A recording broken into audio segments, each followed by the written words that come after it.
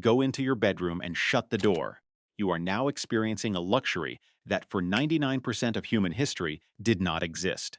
Today, we think of privacy as a physical boundary, a wall, a locked door, a space where no one else can see or hear you.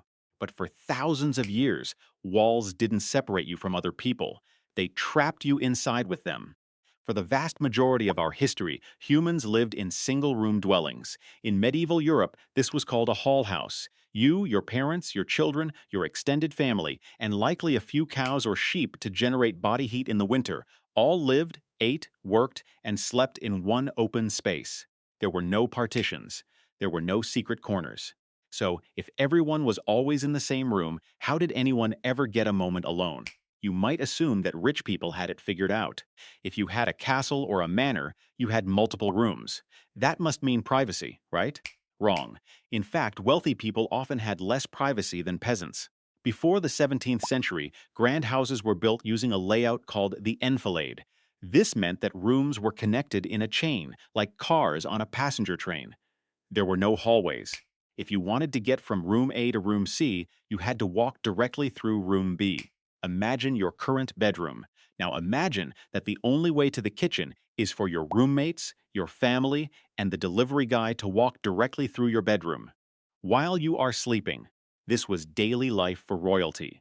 Servants slept on the floor at the foot of the Lord's bed. Attendants walked through the bedchamber at all hours. Kings and queens were dressed, undressed, and even gave birth in front of an audience of dozens. Physical isolation wasn't a luxury, it was suspicious. If you were alone behind a locked door, people assumed you were plotting treason, practicing witchcraft, or doing something shameful. Being a good, trustworthy person meant being constantly visible. So, how did we get from that to the modern private bedroom? It started with a surprisingly boring piece of technology. In 1597, an English architect named John Thorpe submitted a floor plan for a house in London. Down the center of the building, he drew a long, narrow, empty passage. He had designed a hallway. This simple line on a blueprint was a psychological revolution. Suddenly, rooms could have just one door. They could be dead ends. Servants could move through the house without walking through the family's private chambers.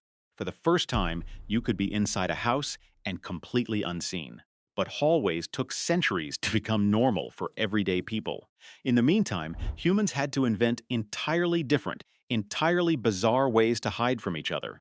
If you couldn't afford a hallway, you built a micro-room. We look at antique four-poster beds with heavy velvet curtains and think they look romantic. But those curtains weren't just for decoration, they were walls. When you drew the curtains around your bed, you were creating a room within a room. It blocked out the drafts, yes. But more importantly, it blocked out the eyes of the six other people sleeping 10 feet away. Inside that heavy fabric box, you could whisper, you could be intimate, you could cry. It was the only cubic volume of space in the entire village that belonged entirely to you. Outside the bed curtains, sleeping was a public activity. If you traveled and stayed at an inn, you didn't rent a room, you didn't even rent a bed, you rented a spot in a bed. It was entirely normal to walk into a tavern, pay a few coins, and climb into a mattress alongside three complete strangers.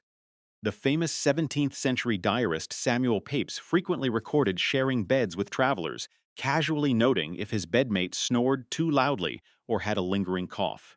There was no awkwardness. Sharing a bed was simply a matter of geometry and warmth. But what about the things you absolutely had to do alone? What about bodily functions? Today, the bathroom is the ultimate sanctuary. Historically, it was just another chair in the room.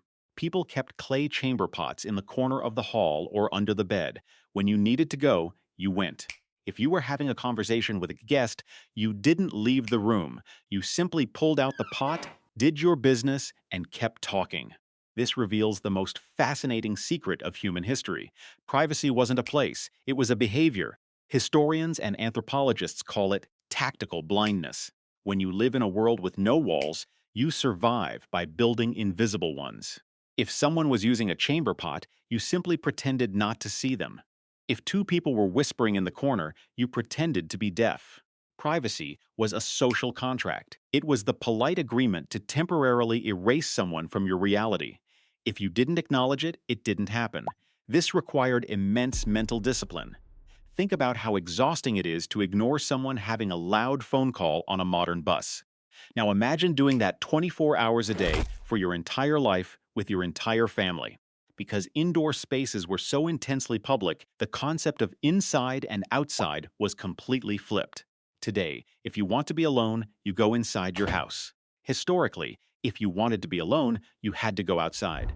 Court records from early modern Europe are full of references to people walking out into the freezing mud, deep into the woods, or into the middle of an empty wheat field just to have a private conversation. The wilderness was the only place where the walls didn't have ears. Lovers met in orchards. Conspirators plotted in cow pastures. The great outdoors was the original private room. Living shoulder to shoulder for millennia completely rewired the human brain. Because you could never hide your body, you had to learn to hide your mind.